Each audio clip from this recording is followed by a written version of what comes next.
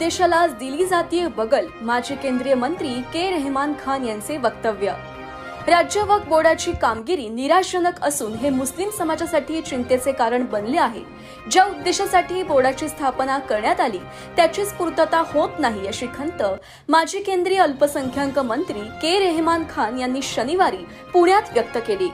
पुणे येथील कॅम्प परिसरात आझाम कॅम्पस येथे understanding to nature and management of ओकाफ for better protection, performance and development या 2 दिवसाच्या राष्ट्रीय वक्फ परिषदेत प्रमुख पाहुणे म्हणून बोलत होते. वक्फ प्रकरणांमध्ये मुस्लिम समाजाच्या अनास्थेबद्दल शोक व्यक्त केला गेला आणि समाजाच्या सक्षमीकरणासाठी विद्यापीठे, महाविद्यालय, रुग्णालय, शाळा, कौशल्य विकास केंद्रे, दवाखाने यांच्या विकासाला चालना देण्याची गरज आहे असे मत इन्कम टॅक्सचे माजी मुख्य आयुक्त अकरमुल जब्बार खान यांनी व्यक्त केले. ये आज के जो कॉन्फ्रेंस है, जो institute of objective studies Delhi और कुछ और वक्फ के ऑर्गेनाइजेशंस के तरफ से बुलाई गई 2 रोज़ा कॉन्फ्रेंस है.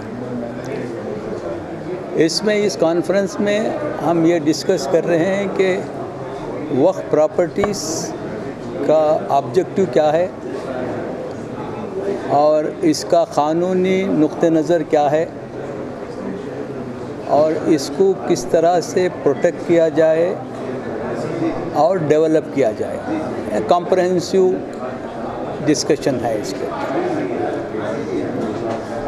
अब जो यहाँ पर जो एक्सपर्ट्स आए हैं अलग अलग फील्ड से, इसके ऊपर टेक्निकल सेशंस होंगे. अब जो जनरल आपने तो डिस्कशन इसके ऊपर हुआ है.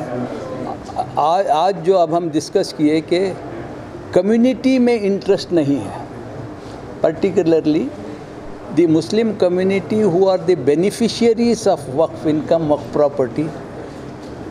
There seems to be no interest by the community to protect, safeguard and develop this property.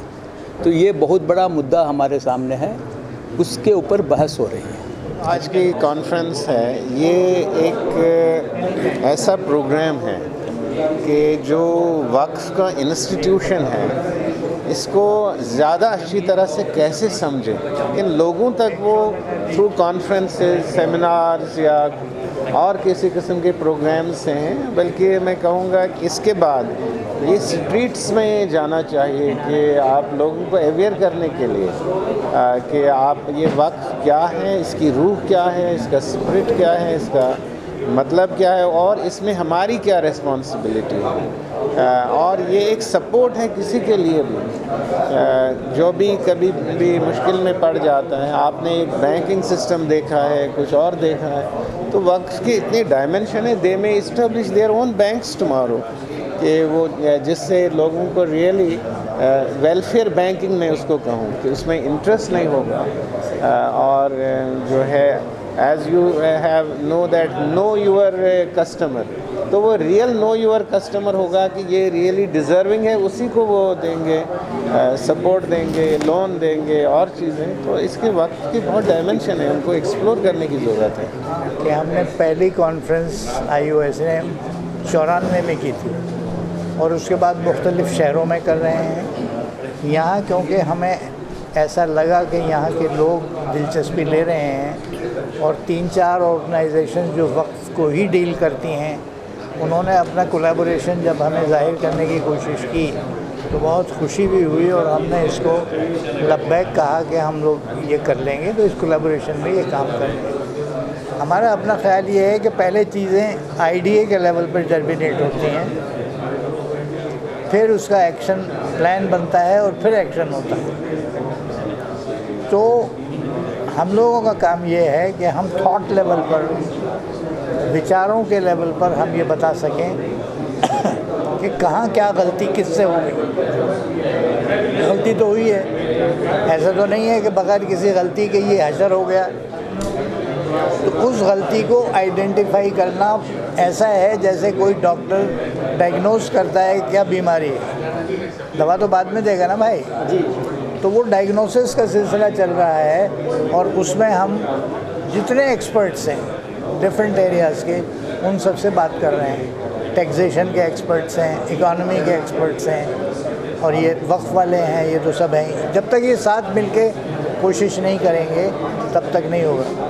हे बा आजचा विषय काळजी करण्यासारखा होता, कारण वक्फची प्रॉपर्टी ज्या कारणासाठी दिलेली आहे त्या कारणासाठी उपयोग होत नाही।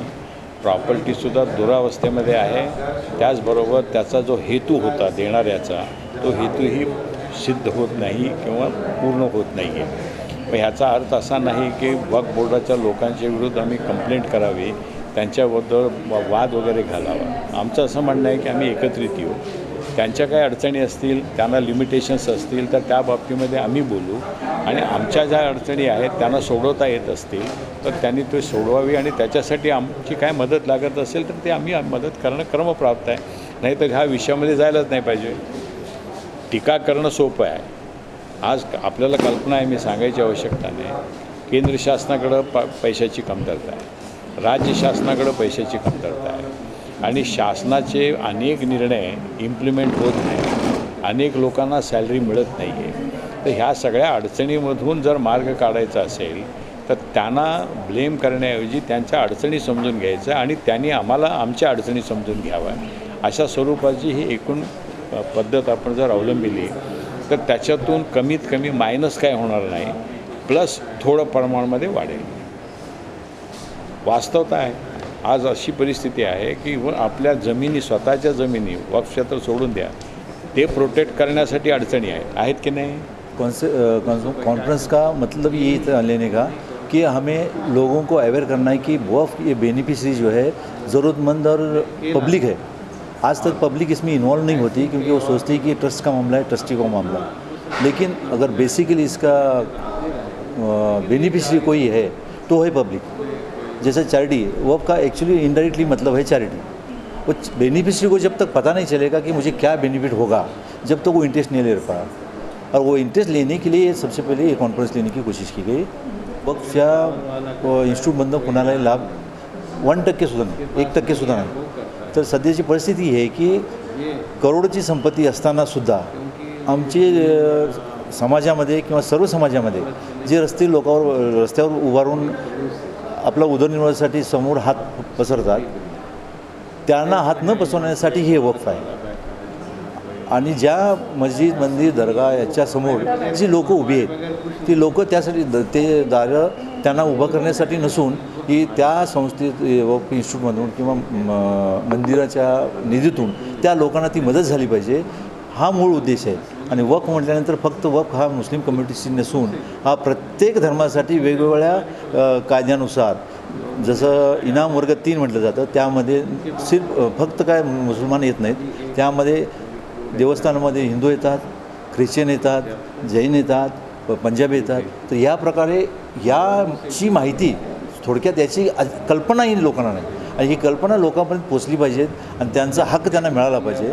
तो हक्क मिळवण्यासाठी ही कॉन्फरन्स आहे।